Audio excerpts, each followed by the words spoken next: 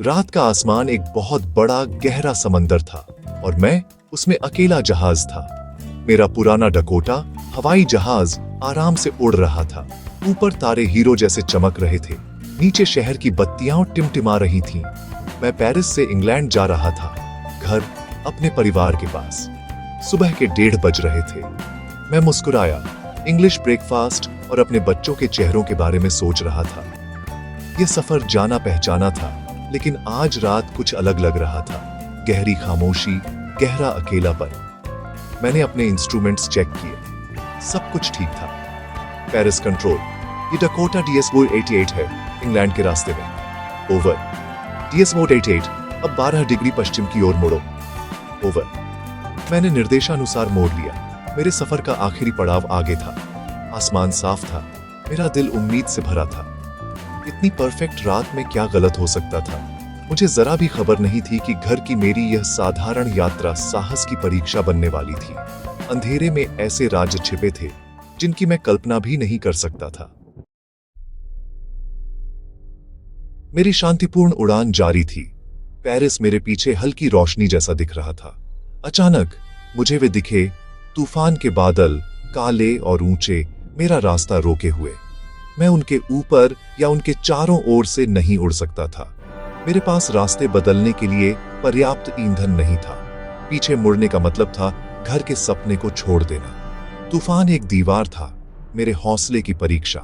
हवा अशांत हो गई, मेरा डकोटा हिलने लगा। तारे काले पर्दे के पीछे गायब हो गए। मैं अकेला था, कुदरत की एक ऐसी ताकत का सामना कर रहा था जो मुझसे कहीं ज्यादा बड़ी थी। विकल्प साफ था, घर के लिए सब कुछ दांव पर लगा दो या वापस लौट जाओ। मेरा दिल आगे बढ़ने के लिए तड़प रहा था, लेकिन डर मुझ पर हावी हो रहा था। तूफान गरजा, मुझे चुनौती दे रहा था। मैं फैसले की कगार पर था, उसका बोझ तूफान से भी भारी था। मैं क्या चुनता?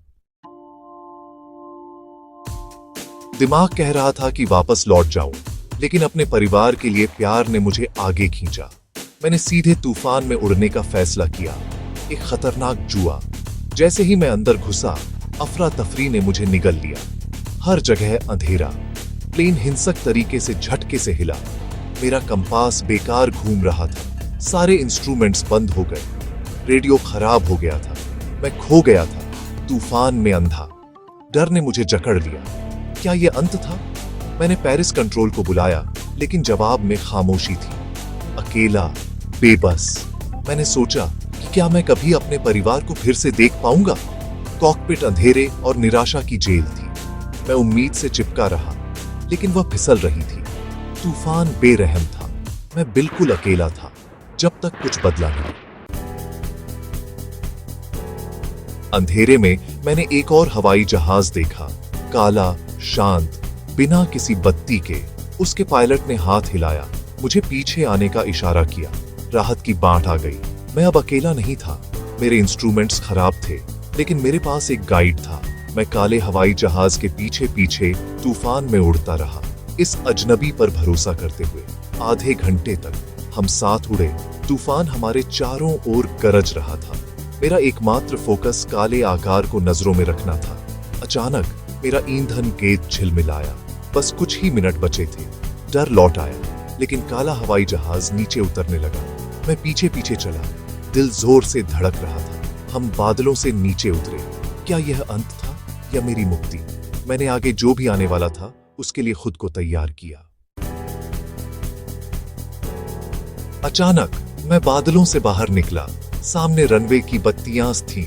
मैं सुरक्षित था। मैं लैंड हुआ, राहत से भर गया। मैंने काले हवाई जहाज को ढूंढा, लेकिन वह जा चुका था। मेरे रहस्यमयी गाइड का कोई निशान नहीं था। हैरान होकर मैं जवाब के लिए कंट्रोल टॉवर गया। माफ कीजिए, दूसरा पायलट कौन था? मैंने पूछा। डेस्क पर बैठी महिला हैरान लग रही थी। आज रात कोई और प्लेन नहीं उड़ रहा था, आपका ही रडार पर अकेला था। उसके शब्दों ने मुझे स्तब्ध कर दिया। मैंने काला हवाई जहाज देखा था, उसके पायलट का पीछा किया था, लेकिन इसका कोई रिकॉर्ड नहीं था, कोई व्याख्या नहीं थी। मेरी मदद किसने की थी? यह रहस्य तूफान से भी गहरा था। मैं जवाबों से ज्यादा सवालों के साथ चला गया। सुरक्षित, लेकिन हमेशा के लिए बदला हुआ। मैं सुबह घर पहुंचा। मेरा परिवार बाहें फैलाए इंतजार कर रहा था। उनकी बाहों में आतंक और रहस्य फीके पड़ गए। नाश्ते के दौरान मैं काले हवाई जहाज के बारे में सोचता रहा।